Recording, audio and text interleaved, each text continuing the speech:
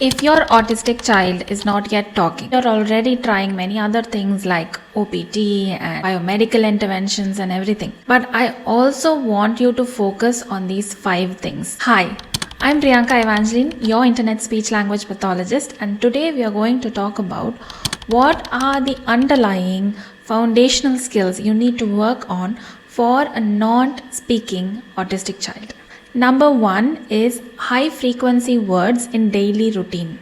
What are high frequency words? These are words like eat, go, stop, more, again, no, that we use so often in our speech.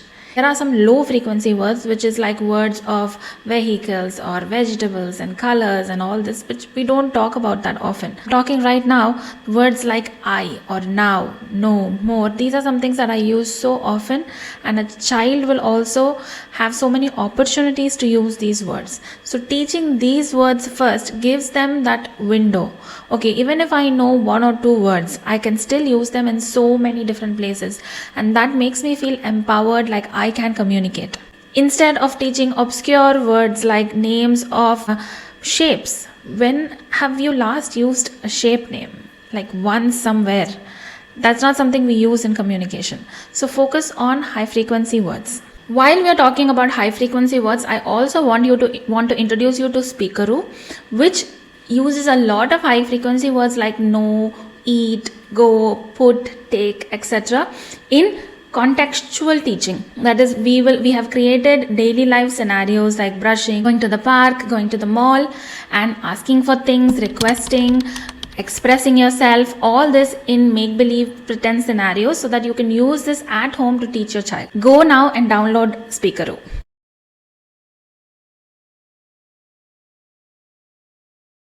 Second foundational skill is imitation. Do it through games, do it through movement and music and fun, like peekaboo or head, shoulders, knees and toes, or if you're happy and you know, clap your hands.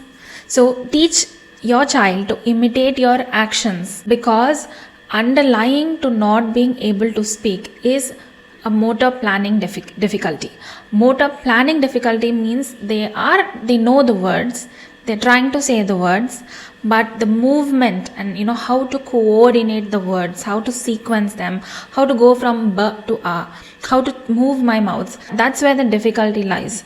So you have to work on intentional sequenced movements. In the oral area, you can even do some mouth play like ba ba ba and simple sounds, but your easier solution is to start with body imitation.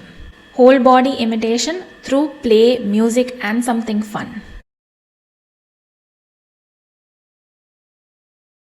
The third tip is to make your house a museum. What do I mean is, so often children know that they are not able to express themselves, and that is very frustrating to a child. They're trying to tell you something, they're coming to talk to you, they're trying to get the words, but the words are not coming and they're getting frustrated. Probably you are also asking them, say this, say that, and that also drives them away. So you have to understand that when there is a motor planning difficulty, it's not like the child doesn't want to talk.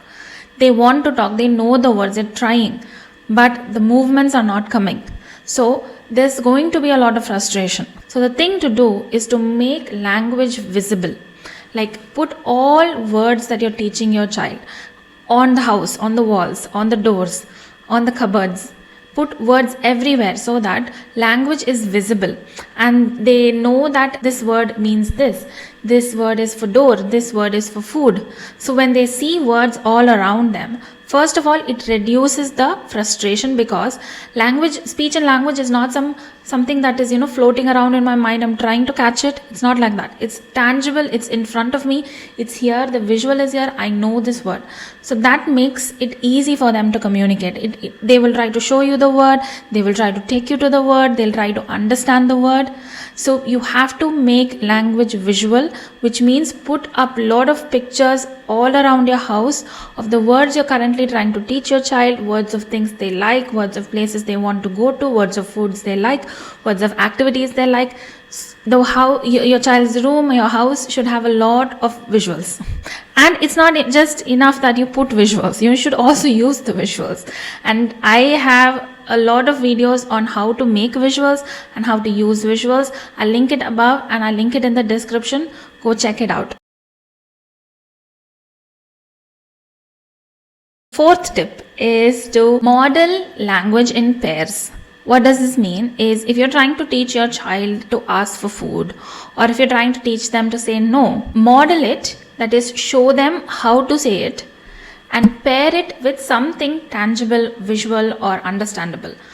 Example, if your child doesn't like to eat brinjal, or if they don't like a certain music, they don't like a certain t-shirt, get that t-shirt, get the brinjal curry, and show them that, and offer it to them.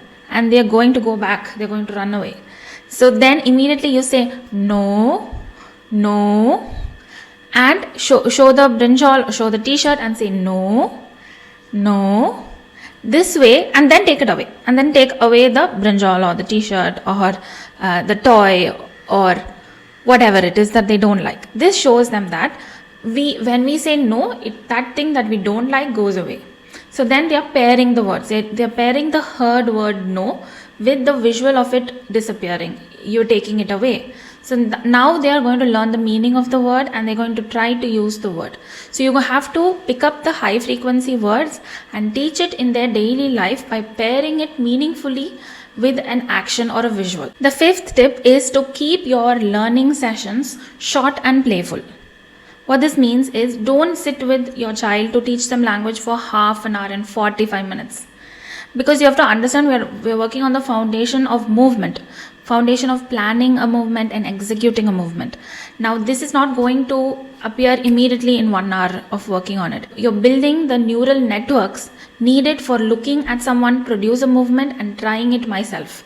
This is going to take time, and the best way neuroscience tells us to teach is through 5-minute or short bursts of activities throughout your day. Like in a given 8-hour time that you have with your child, you're going to do it every 1 hour, every 2 hours for 5 minutes, and this is going to be very helpful in them learning the movements for language. And secondly, keep it playful. Try as much as you can not to force your child to talk, because the more we put force, and some parents have also told me, I want to push my child to talk. Like they know the words, it's in their mind. If I push them, they will talk. It's not really like that. The speech doesn't develop because someone pushed us to talk. It comes because it's easy and it's natural. This part of movement is what is a bit difficult for your child. Now, pushing them to talk they might tell something, they might make a word, but you're also reinforcing the belief that speech is hard. I need to be pushed. I need to be prompted. Then only I'm going to talk. We're not going to do that. We're going to do it through play, through fun activities, through making them laugh, through making them imitate, through making them move their body with you, and teaching them that language and speech can be easily, casually acquired, because this sets up the stage for their later language development. That's all for today's video. If you have any questions, leave it in the comments. I always check the recent video comments and reply to every one of you. I'll see you in the next video. Bye.